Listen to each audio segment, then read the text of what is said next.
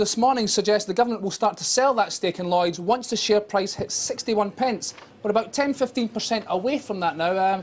When will we get there? Well, it's a good question. I think very much because the 40% stake is effectively held by UK taxpayers, it is going to be in the focus today and get reported in a much broader rather than just financial circles.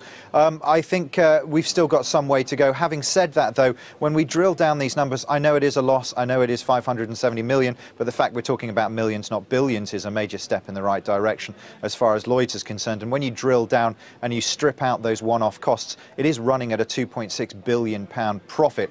The problem, of course, is that this PPI mis-selling, there is no set deadline where they can effectively draw a line in the sand and start to look forward. So trying to gauge when exactly the shareholders might expect to start to see these profits being profits rather than diminishing losses is a difficult one to say. Is 61 pence a fair price for selling that stake?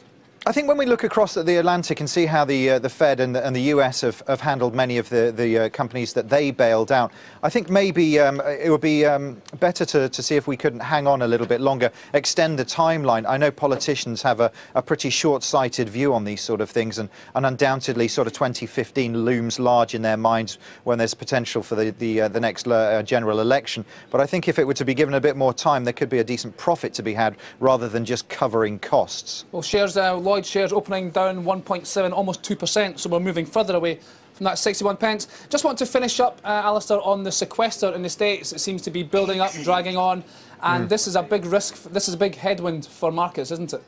Well, look, the fiscal cliff went right down to the wire in December, and I think markets would have been surprised if this sequester didn't go right down to the wire as well. We're talking about $85 billion worth of cuts to be implemented over the next 7 months. But behind that, there's also another $109 billion over the next 8 years that would come into play. I mean, when we look at the US and the implications that would have, they would obviously see a sizable chunk of that, almost half of it would be from their defense budget, but also being affected would be health, education, housing subsidies and unemployment benefits as well. And that reduction in cash into the market would effectively see the best part of about 0.5% cut from their projected 2% growth forecast for the US. So that's a pretty important figure there. I think we'll see something thrashed out in the dying minutes, no doubt. But once again, they'll take it right down to the wire.